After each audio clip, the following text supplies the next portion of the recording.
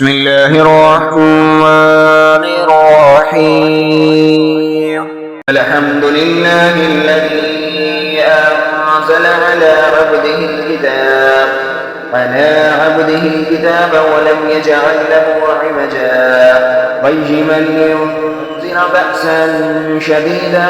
من لدنه ويبشر المؤمنين الذين يعملون الصالحات أن لهم أجرا حسنا ماكثين فيه أبدا وينذر الذين قالوا اتخذ الله ولدا ما لهم به من علم ولا لآبائهم كبرت كلمة تخرج من أفواههم إن يقولون إلا كذبا فلعلك باخع نفسك على آثارهم إن لم يؤمنوا بهذا الحديث أسفا إنا جعلنا ما على الأرض زينة لها لنبلوهم أيهم أحسن عملا وإنا لجاعلون ما عليها سعيدا جرزا أم حسبت أن أصحاب الكهف والرقيم كانوا من آياتنا عجبا إذ أوى الفتية إلى الكهف فقالوا ربنا آتنا من لدنك رحمة وهيئ لنا من أمرنا رشدا فضربنا على آذانهم في الكهف سنين عددا ثم بعثناهم لنعلم أي الحزبين أحصى لما لبثوا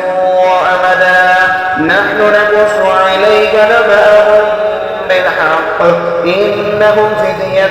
آمنوا بربهم وزدناهم هدى وربطنا على قلوبهم إذ قاموا فقالوا ربنا رب السماوات والأرض لا ندعو من دونه إلها لقد قلنا إذا شططا هؤلاء قوم اتخذوا من دونه آلهة لولا يأتون عليهم بسلطان بين فمن أظلم ممن افترى على الله كذبا وإذ اعتزلتموهم وما يعبدون إلا الله فأتوا إلى الكهف ينشر لهم ربكم من رحمته وهيئ لهم من أمركم مرفقا وترى الشمس إذا طلعت تزاور عن كهفهم ذات اليمين وإذا غربت تقرضهم ذات الشمال وهم في فجوة من ذلك من آيات الله من يهد الله فهو المهتد ومن يضلل فلن تجد له وليا مرشدا وتحسبهم أيقاظا وهم ركوع ونقلب ذات اليمين وذات الشمال وقلبهم باسط ذراعيه بالوسيد لم اطلعت عليهم لوليت منهم فرارا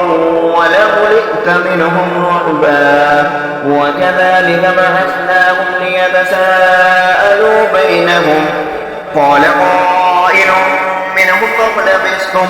قالوا لبثنا يوما أو بعد يوم قالوا ربكم أعلم بما لبثتم فبعثوا أحدكم بملككم هذه إلى المدينة فلينظر أيها أزكى طعاما فليأتكم برزق منه وليتلطف ولا يشعرن بكم أحدا إنهم يظهروا عليكم يرجموكم أو يعيدوكم في ملتهم ولن تفلحوا إذا أبدا وكذلك أعثرنا عليهم ليعلموا أن وعد الله حق وأن الساعة لا ريب فيها إذ يتنازعون بينهم أمرهم فقالوا بنوا عليهم بنيانا ربهم أعلم بهم قال الذين غلبوا على أمرهم لنتخذن عليهم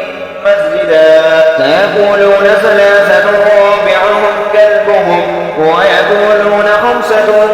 سادسهم كلبهم رجما بالغيب ويقولون سبعة وثامنهم كلبهم قل ربي أعلم بعدتهم ما يعلمهم إلا قليل فلا تمار فيهم إلا مراء ظاهرا ولا تستفت فيهم منهم أحدا ولا تكونن لشيء إني فاعل ذلك غدا إلا أن يشاء الله واذكر ربك إذا نسيت وقل عسى أن يهديني ربي لأقرب من هذا رشدا ولبثوا في كهفهم 300 سنين وازدادوا تسعا قل الله أعلم بما لبثوا له غيب السماوات والأرض أبصر به وأسمع ما لهم من دون الله من ولي ولا يشرك في حكمه أحدا واتل ما أوحي إليك من كتاب ربك لا مبدل لكلماته ولن تجد من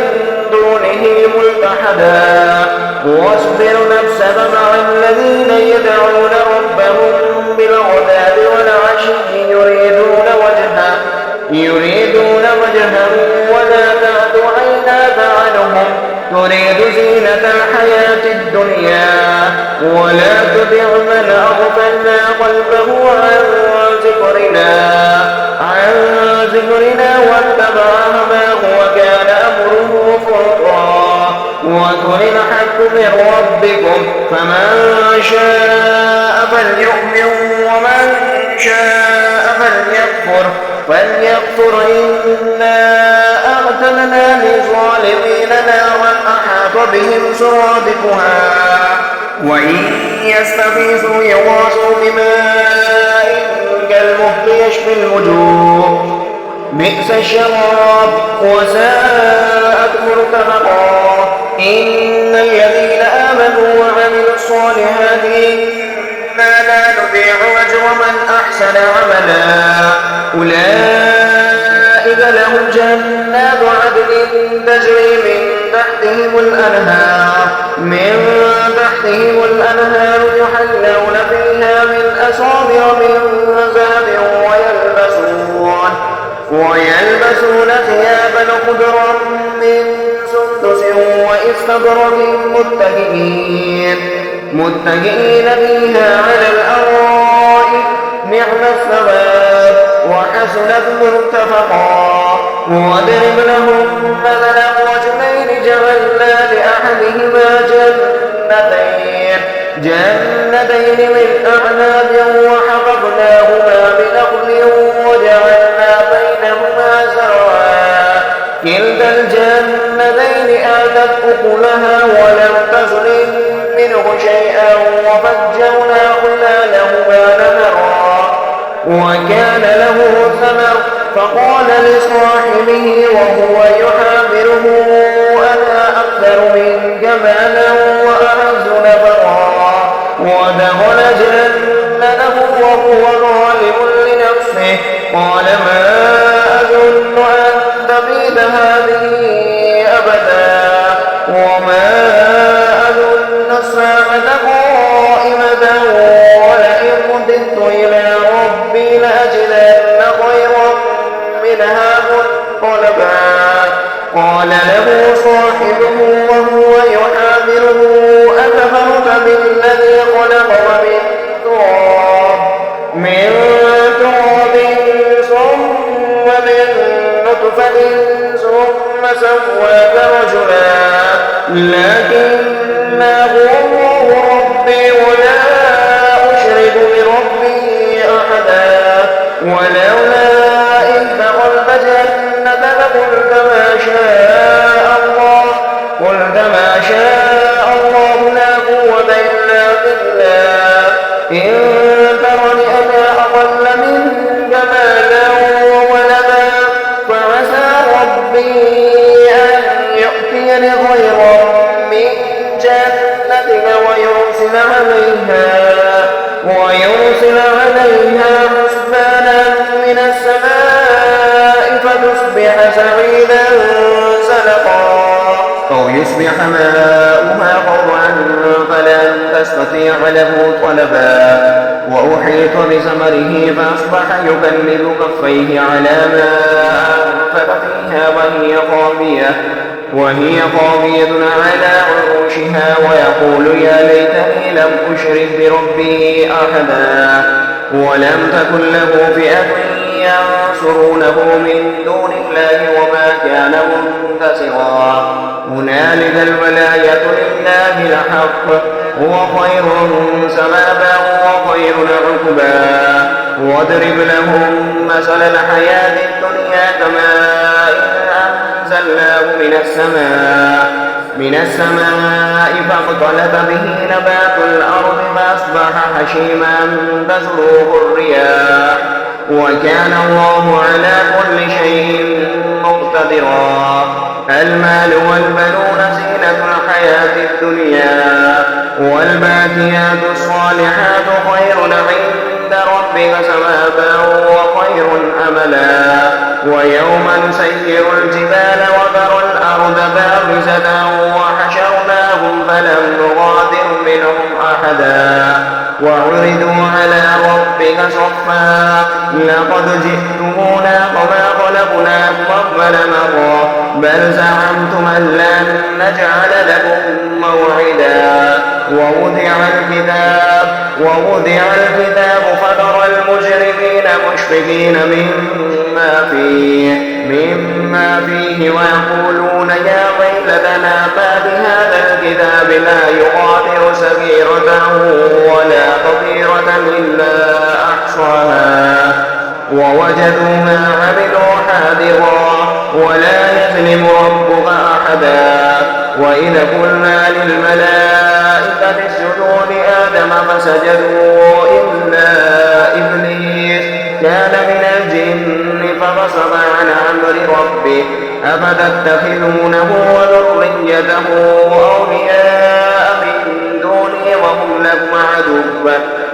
بئس للظالمين بدلا ما أشهدتهم خلق السماوات والأرض ولا خلق أنفسهم وما كنت متخذ المضلين عددا ويوم يقول نادوا شركائي الذين زعمتم فدعوهم فلم يستجيبوا لهم وجعلنا بينهم موبقا ورأى المجرمون النار فظنوا أنهم مواقعوها ولم يجدوا عنها مصرفا ولقد صرفنا في هذا القرآن للناس من كل مثل وكان الإنسان أكثر شيء جدلا وما منع الناس أن يؤمنوا إذ جاءهم الهدى ويستغفروا ربهم إلا أن تأتيهم سنة الأولين أو يأتيهم العذاب قبلا وما نرسل المرسلين إلا مبشرين ومنذرين ويجادل الذين كفروا بالباطل ليدحضوا به الحق واتخذوا آياتي وما أنذروا هزوا ومن أظلم ممن ذكر بآيات ربه فأعرض عنها ونسي ما قدمت يداه إنا جعلنا على قلوبهم أكنة أن يفقهوه وفي آذانهم وقرا وإن تدعوهم إلى الهدى فلن يهتدوا إذا أبدا وربك الغفور ذو الرحمة لو يؤاخذهم بما كسبوا لعجل لهم العذاب بل لهم موعد لن يجدوا من دونه موئلا وتلك القرى أهلكناهم لما ظلموا وجعلنا لمهلكهم موعدا وإذ قال موسى لفتاه لا أبرح حتى أبلغ مجمع البحرين أو أمضي حقبا فلما بلغا مجمع بينهما نسيا حوتهما فلما جاوزا قال لفتاه آتنا غداءنا لقد لقينا من سفرنا هذا نصبا قال أرأيت إذ أبينا إلى الصخرة فإني نسيت الحوت وما أنسانيه إلا الشيطان أن أذكره واتخذ سبيله في البحر عجبا قال كذلك ما كنا نبغ فارتدا على آثارهما قصصا فوجدا عبدا من عبادنا آتيناه رحمة من عندنا وعلمناه من لدنا علما قال له موسى هل أتبعك على أن تعلمني مما علمت رشدا قال إنك لن تستطيع معي صبرا وكيف تصبر على ما لم تحط به خبرا قال ستجدني إن شاء الله صابرا ولا أعصي لك أمرا قال فإن اتبعتني فلا تسألني عن شيء حتى أحدث لك منه ذكرا فانطلقا حتى إذا ركبا في السفينة خرقها قال أخرقتها لتغرق أهلها لقد جئت شيئا إمرا قال ألم أقل إنك لن تستطيع معي صبرا قال لا تؤاخذني بما نسيت ولا ترهقني من أمري عسرا فانطلقا حتى إذا لقيا غلاما فقتله قال أقتلت نفسا زكية بغير نفس لقد جئت شيئا نكرا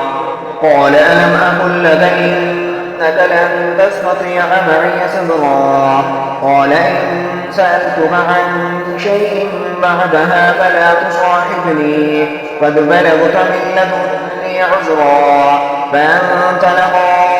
حتى إذا أتيا أهل قرية استطعما أهلها فأبوا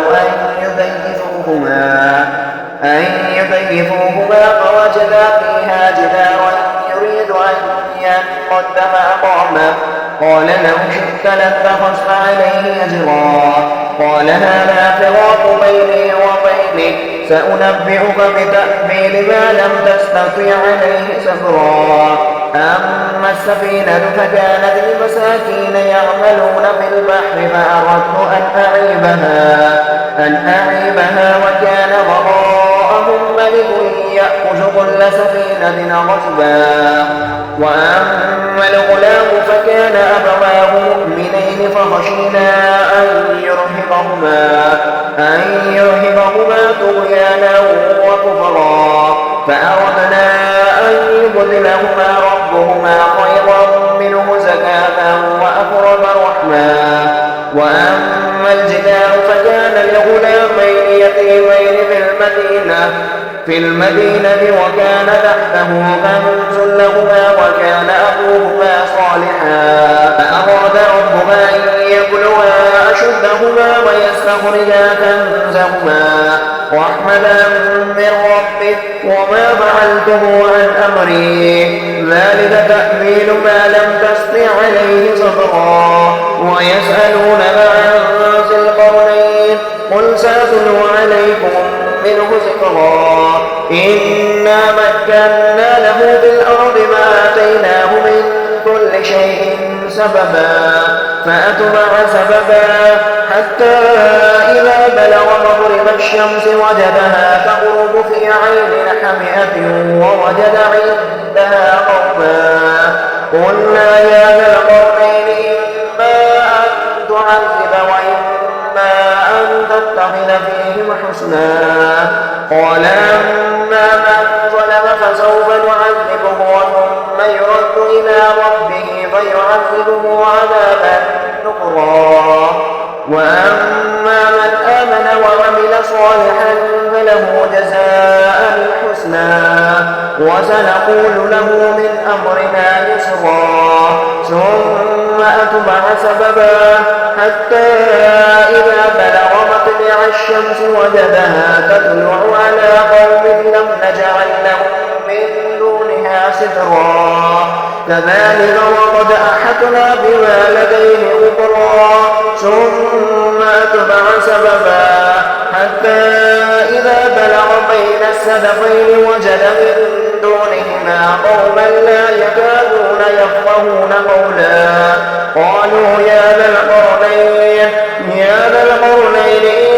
يأجوج ومأجوج مفسدون في الأرض فهل نجعل لك خرجا على أن تجعل بيننا وبينهم سدا